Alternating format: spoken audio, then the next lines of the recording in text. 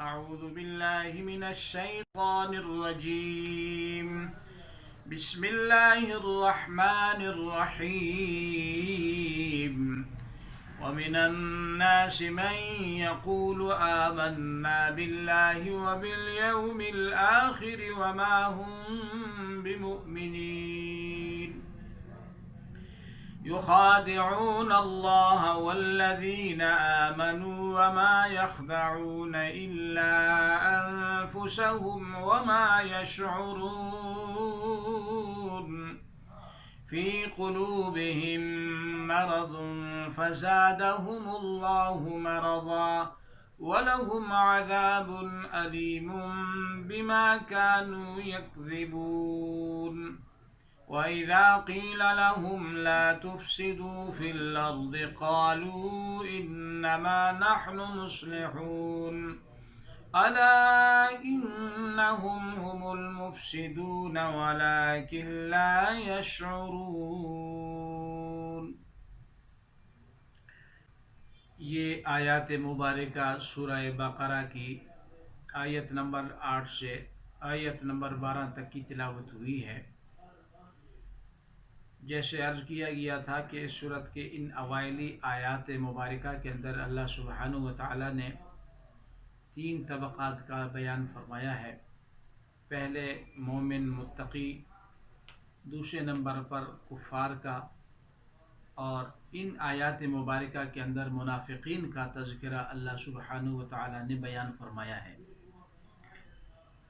منافق اصل میں جو زبان سے تو ایمان کا اقرار کرتا ہے لیکن دل سے تصدیق نہیں کرتا، وہ منافق کہلاتا ہے. منافق کی فقہائے کرام نے، محدثین نے 2 قسمیں بیان فرمائی ہیں. ایک اعتقادی منافق ہے اور دوسرا عملی منافق ہے. اعتقادی منافق وہ ہے جو بالکل سرے سے ہی دل سے تسلیم ہی نہیں کرتا، وہ اعتقادی منافق ہے. اور جو عملی منافق ہے اس کے حضور پاک صلی اللہ علیہ وآلہ وسلم نے چند علامات بیان فرمائی ہیں، اور قرآن کریم میں بھی ان کے 2 جو علامتیں ہیں وہ بیان ہوئی ہیں. منافق کی ایک علامت تو یہ ہے کہ جب بات کرتا ہے تو جھوٹ بولتا ہے، یہ وہ عملی منافق ہے. یعنی اب ہر ایک دیکھے کہ ان 4 عادات میں سے اگر چند عادات ہیں، علامتیں پائی جاتی ہیں کسی میں، تو اس میں اتنی حد تک جو ہے وہ نفاق کا اثر ہے. اور اگر 4 علامتیں نفاق کی کسی میں پائی جائیں تو وہ یہ سمجھے کہ وہ شخص پکا منافق ہے. تو لہٰذا سب سے پہلا جو اللہ کے پیارے نبی صلی اللہ علیہ وسلم نے منافق کی نشانی بیان فرمائی ہے پہلے نمبر پر، وہ ہے کہ اذا حدث کذب، جب بات کرتا ہے تو جھوٹ بولتا ہے. تو جھوٹ بہت بری عادت ہے. قرآن کریم میں اللہ تعالیٰ نے فرمایا الا لعنت اللہ علی الکاذبین، خبردار جھوٹوں کے اوپر اللہ کی لعنت ہے. فرماتے ہیں انسان کے ہونٹ کے قریب فرشتے ہیں، جب بھی کوئی نیکی برائی کا کام ہوتا ہے وہ فرشتے لکھتے رہتے ہیں. جب کوئی بندہ درود پاک پڑھتا ہے وہ فرشتے لکھتے ہیں. تسبیح پڑھتا ہے سبحان اللہ، الحمدللہ، لا الہ الا اللہ، اللہ اکبر، وہ فرشتے فوراً لکھ لیتے ہیں. اور اگر کبھی یہ بندہ جھوٹ بولتا ہے تو فرشتے اس سے اتنا دور بھاگتے ہیں، 1 میل کے فاصلے تک وہ فرشتے اس سے دور ہو جاتے ہیں کہ یہ اتنا پلیت آدمی ہے، اس نے جھوٹ بولا ہے، اب اس کے قریب ہم کیسے رہ سکتے ہیں. تو لہٰذا جھوٹ والی عادت بہت بری عادت ہے. اور منافق کی اگلی نشانی، جب اس کے پاس امانت رکھی جائے تو وہ اس میں خیانت کرے. اور اس سے اگلی علامت یہ ہے کہ جب وہ کوئی وعدہ کرے تو اس وعدے کا پاس نہ رکھے، خلاف ورزی کرے اپنے وعدے کی، معاہدے کی. وعدہ وہ ہے جو 2 آدمیوں کے درمیان ہو، اور معاہدہ وہ ہے جو کسی قوم قبیلے کے درمیان ہو یا حکومت کے ساتھ کوئی معاہدہ ہو کسی جماعت کا. تو بہرحال قرآن کریم میں اللہ تعالیٰ نے فرمایا اوفو بالعہد، وعدے معاہدے پورے کرو، ان العہد کان مسئولا، عہد معاہدے کے بارے میں قیامت کے دن تم سے پوچھا جائے گا. تو اسی لیے منافق جو ہے وہ عہد اور معاہدے کی وہ پاسداری نہیں کرتا بلکہ اس کے خلاف کرتا ہے۔ اب ہم میں سے ہر ایک دیکھے کہ آیا ان علامتوں میں سے کوئی علامت ہم میں تو نہیں پائی جاتی۔ اور چوتھے نمبر پر ان کی علامت یہ ہے کہ منافق کی جب بھی کوئی جھگڑا ہو تو وہاں گالم گلوچ زیادہ کرتا ہے، یہ گالیاں دینا یہ بھی منافق کی علامت ہے۔ اگر یہ چاروں علامتیں کسی میں پائی جائیں وہ پکا منافق ہے۔ اسی طرح قرآن کریم میں بھی اللہ تعالیٰ نے منافق کی چند علامتیں بیان فرمائی ہیں۔ ان میں سے ایک علامت یہ ہے کہ جب بھی وہ نماز کے لیے کھڑے ہوتے ہیں تو وہ بڑے کاہلی اور سستی سے، یعنی ان کا دل جمعی کے ساتھ وہ نماز نہیں پڑھتے ہیں، یہ بھی منافق کی علامت ہے، لوگوں کو دکھانے کے لیے نماز پڑھتے ہیں۔ اور اسی طرح وہ ذکر بہت ہی کم کرتے ہیں، یعنی ذکر کرنے کو ان کا دل نہیں کرتا کہ وہ اللہ کا ذکر کریں، بس دکھلاوے کے طور پر تھوڑا سا ذکر کر لیا۔ تو یہ گویا کہ کل 6 علامتیں ہو گئی ہیں عملی منافق کی۔ اگر یہ سارے علامت کسی میں پائے جائیں وہ پھر پکا منافق بن جاتا ہے۔ بہرحال اب ہم اپنے آیات کی طرف آتے ہیں۔ اللہ تعالیٰ نے فرمایا وَمِنَ النَّاسِ مَن يَقُولُ آمَنَّا بِاللَّهِ وَبِالْيَوْمِ الْآخِرِ وَمَا هُم بِمُؤْمِنِينَ، اور لوگوں میں سے کچھ ایسے بھی ہیں جو ان کا یہ قول ہے، ان کی بات یہ ہے کہ ہم اللہ پر ایمان لائے، حالانکہ اور قیامت کے دن پر بھی ایمان لائے۔ اللہ تعالیٰ نے فرمایا حالانکہ وہ مومن نہیں ہے، وہ زبانی طور پر یہ کہہ رہے ہیں کہ ہم نے اللہ پر ایمان لایا، قیامت کا دن بھی ہے، لیکن وہ دل سے اس بات کی تصدیق نہیں کر رہے کہ واقعی اللہ تعالیٰ وحدہ لا شریک ہے اور مرنے کے بعد دوبارہ قیامت کے دن ہم سب کو زندہ کیا جائے گا۔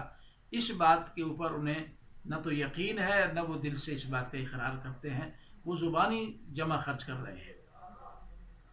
يخادعون الله والذين آمنوا وما يخدعون إلا أنفسهم وما يشعرون، اللہ تعالیٰ کو دھوکہ دیتے ہیں اور مومنوں کو دھوکہ دیتے ہیں، یہ کسی کو دھوکہ نہیں دے رہے مگر اپنے آپ کو ہی دھوکہ دے رہے ہیں۔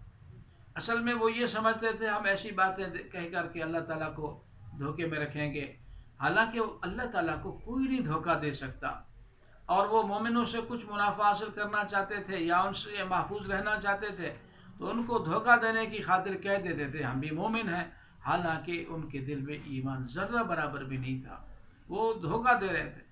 دھوکہ اللہ کو کیا کون دے سکتا ہے؟ یہ تو دھوکہ اپنے آپ کو دے رہے تھے کہ بظاہر مسلمانوں سے یہ کہہ رہے تھے کہ ہم ایماندار ہیں اور اندر سے کفر پکا ہوا تھا، اور کافروں کا انجام اور منافقوں کا انجام وہ تو جہنم ہے۔ اسی لیے فرمایا ان المنافقین فی الدرک الاسفل من النار، جہنم کے سب سے نچلے طبقے میں منافق ڈالے جائیں گے، جو سب جہنم سے بالکل زیادہ پر عذاب اور پر خطر جہنم ہے، اس جہنم کے سب سے بڑے سزا کے حقدار یہ منافق ٹھہریں گے۔ تو دعا ہے اللہ تعالیٰ ہمیں نفاق کی ہر علامت سے محفوظ رکھے۔ اللہ تعالیٰ نے فرمایا کہ انہیں یہ تو دھوکہ دے رہے ہیں اور انہیں اپنے دھوکے کا، حالانکہ دھوکے کا انجام یہ کہ وہ اپنے آپ کو ہی دھوکہ دے رہے ہیں اور اس بات کا انہیں شعور نہیں ہے۔ ایک علم ہے، ایک شعور ہے۔ علم کسی بات کا جاننا یہ تو ذی عقل مخلوق جیسے انسان اور جنات ہیں، ان کے پاس علم و ادراک ہے، اور شعور یہ تو جانوروں کے پاس ہوتا ہے، جیسے انہیں گرمی کا احساس ہونا، سردی کا، دکھ درد کا۔ اب یہ منافق تو جانوروں سے بھی اس طرف ہیں، جانور کو بھی شعور ہوتا ہے، احساس ہوتا ہے اپنے کسی جو ہے وہ تکلیف کا، یہ اپنے آخرت کے انجام سے بے خبر بنے پھرتے ہیں، تو گویا کہ یہ جانوروں سے بھی بدتر ہیں، اتنی شعوری کیفیت بھی ان کے ہاں نہیں پائی جا رہی۔ فی قلوبہم مرض فزادہم اللہ مرضا، اللہ تعالیٰ نے فرمایا ان کے دل کے اندر بیماری ہے، یعنی نفاق کی بیماری ان کے دل کے اندر ہے۔ مزید اللہ تعالیٰ نے ان کی بیماری کو اور بڑھا دیا۔ اصل میں مومن جتنے نیک اعمال کرتا جاتا ہے اس کے ایمان کا پارہ اتنا مضبوط ہوتا جاتا ہے، منافق جتنی نفاق والے کام کرتا جاتا ہے اتنا کفر میں اس کے اضافہ ہوتا جا رہا ہے۔ اللہ تعالیٰ نے فرمایا ان کے دلوں میں بیماری ہے، لہٰذا اللہ تعالیٰ نے مزید ان کی بیماری کو بڑھا دیا۔ وَلَهُمْ عَذَابٌ أَلِيمٌ بِمَا كَانُوا يَكْذِبُونَ،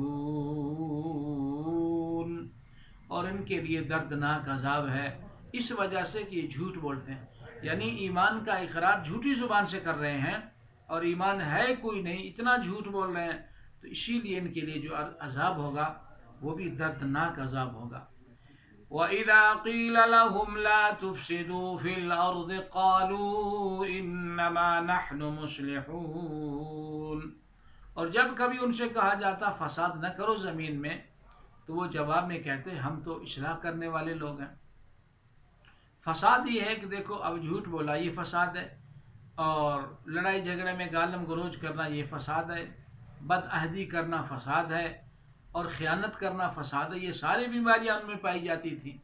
ان سے کہا جاتا بھئی ایسے باتیں ایسے کام مت کرو جو فسادی کام ہے، تو یہ پیچھے سے کہتے نہیں ہم تو بڑے اصلاح کرنے والے لوگ ہیں، ہم کوئی جو ہے فسادی تھوڑے ہیں، ہم بڑے اصلاح کرنے والے لوگ ہیں۔ تو چونکہ یہ آیات تقریباً 13 آیات تک منافقوں کی علامتیں اور ان کی جو ہے وہ اداؤں کا اللہ تعالیٰ نے بیان فرمایا ہے، انشاءاللہ اگلے دروس کے اندر پھر تفصیل کے ساتھ مزید جو آیات ہیں ان کی تفسیر بیان کی جائے گی۔ وآخر دعوانا ان الحمد للہ رب العالمین وصلی اللہ وسلم علی النبی الکریم وعلی آلہ واصحابہ اجمعین، آمین۔